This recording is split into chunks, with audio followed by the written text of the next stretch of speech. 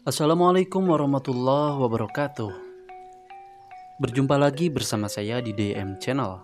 Pada video kali ini kita akan bersama-sama menginjakan visual kita pada sebuah tempat bersejarah di Priangan Timur. Nama tempat tersebut adalah Ciung Wanara Karangkamulian, beralamat di Desa Karangkamulian, Kecamatan Cijengjing, Kabupaten Ciamis, tepat di samping Jalan Nasional Jalur Selatan. Jadi bagi sobat yang melintas di jalan ini, baik dari arah barat atau dari timur, bisa mampir di sini karena di sini juga menyediakan rest area, warung, musola, dan toilet. Oke, sebelum membeli tiket masuk, kami sempatkan mampir ke sebuah pendopo yang namanya Pendopo Reti Kandayun. Pendopo ini dibangun atas nama Reti Kandayun, yaitu Raja pertama Galuh. Kemudian beranjaklah kita ke Monumen Perdamaian Dunia, World Peace Gong. Begitulah nama yang tertera pada gong ini sebagai simbol perdamaian dunia. Gongnya sangat besar dan berat sekali. Setelah mengambil beberapa gambar dan video, kami lanjutkan menuju loket tiket. Di tahun 2024, harga tiket sebesar Rp3.500. Maka masuklah kami ke area hutan Galuh. Kami pun berjalan. Situs pertama yang kami temui adalah situs Pangcalikan atau Singgasana Raja. Tampilannya seperti altar yang dibentuk oleh batuan-batuan khusus. Areanya sangat luas jika dibandingkan dengan situs yang akan kita temui nanti. Di sini terdapat batu menhir dan batu datar selebar rentangan tangan. Di sini adalah tempat raja duduk memerintah kerajaannya. Setelah cukup berada di sini, kami pun melanjutkan penyisiran. Di tengah jalan, kami disambut dengan monyet-monyet yang lucu dan imut. Dengan sedikit waspada dan takut, kami pun melangkah dan melewatinya. Anehnya, monyet di sini tidak agresif. Mungkin karena sudah biasa dan ditambah kami tidak membawa sesuatu yang dapat membuat monyet ini terpancing.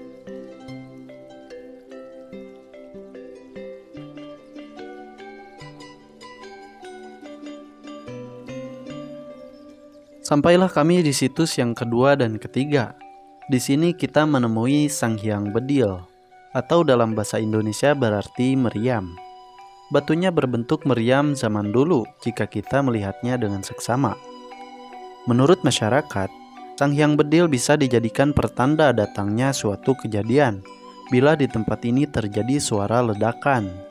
Namun, di zaman ini, pertanda itu sudah jarang muncul.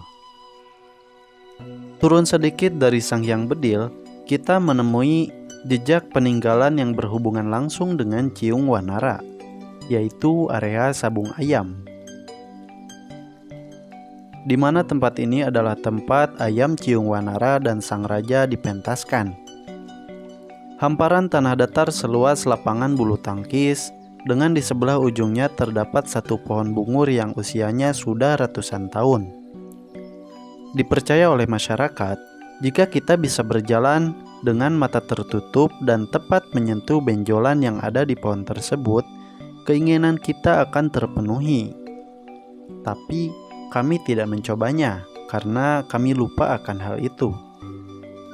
Setelah menelisik area Sabung Ayam, kami pun melanjutkan perjalanan. Berjalan di sini rasanya sangat sejuk karena banyak pepohonan rimbun meneduhi kita dari cahaya matahari. Rasanya ingin berlama-lama di bawah rimbunan pohon ini, sobat. Kemudian kita sampai di sebuah batuan yang dipagari.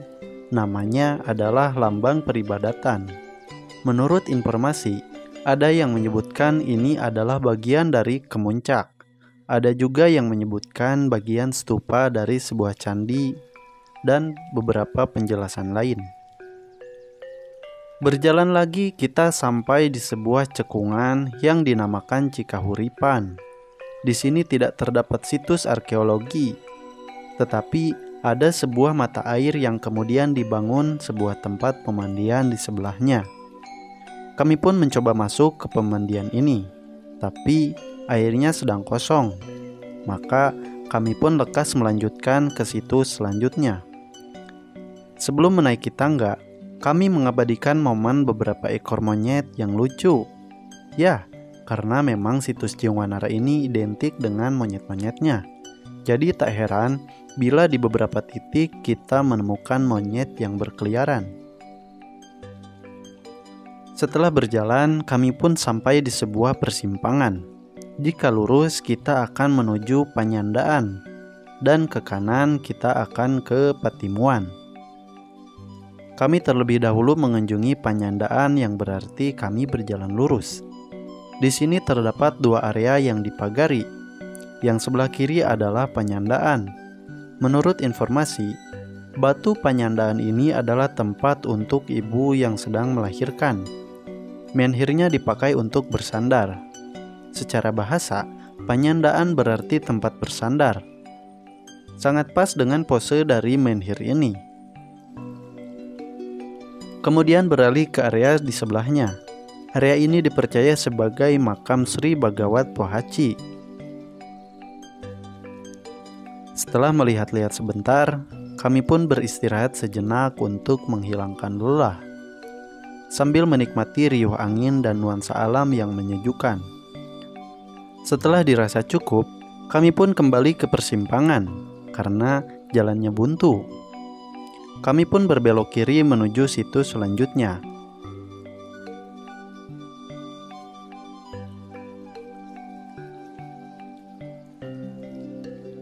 Sampailah kami di situs Pamangkonan. Dinamakan demikian karena ada mitos jika kita bisa mengangkat batu hitam yang ada di tengah dengan posisi duduk sebanyak 3 kali, maka itu adalah pertanda kebaikan. Yang mana arti dari kegiatan tersebut adalah batu di atas berarti Tuhan, dan batu di bawah adalah hati kita sendiri.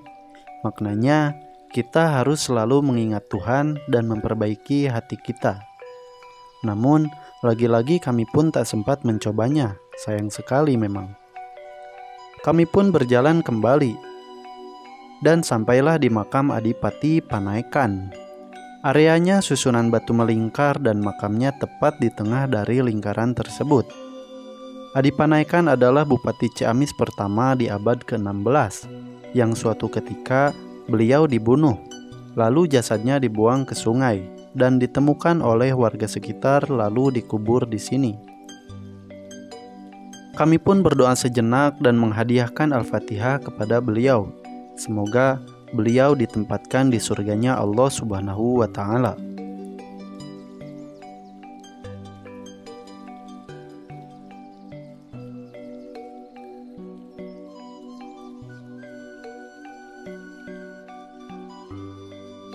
Lanjut ke tempat selanjutnya, kita menemukan area luas yang dinamakan Patimuan. Patimuan dalam bahasa Indonesia berarti pertemuan. Hal ini dikaitkan dengan bertemunya sungai besar di Ciamis, yaitu Sungai Citanduy dan Sungai Cimuntur. Begitu indahnya ciptaan Allah ini, kami pun menikmati pemandangan sejenak sebelum berlanjut.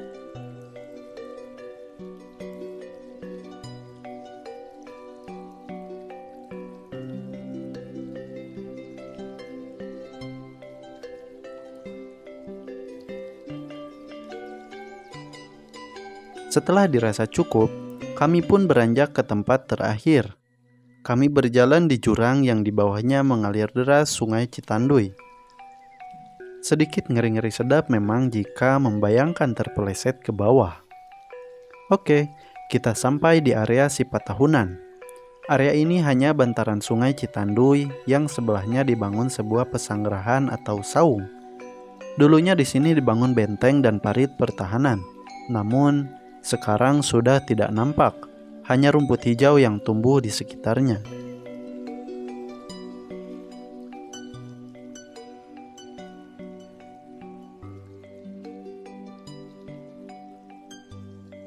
Setelah semua situs kami kunjungi, kami pun kembali ke tempat semula dengan berjalan dan berbelok kanan di persimpangan untuk rute tercepat.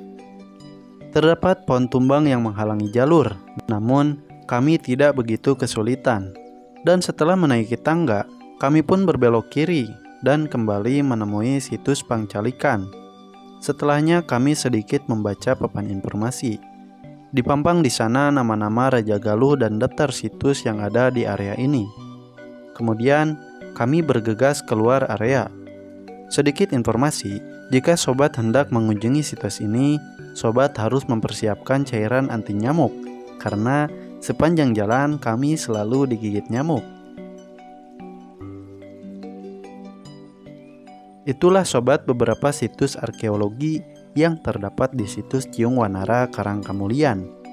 Bagi sobat pecinta arkeologi, sobat wajib mengunjungi situs ini.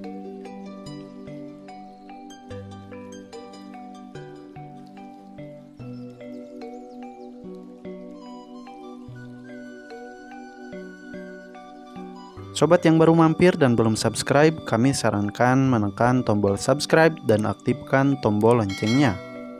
Semoga video ini bermanfaat untuk kita semua. Sampai jumpa di video selanjutnya. Wassalamualaikum warahmatullahi wabarakatuh.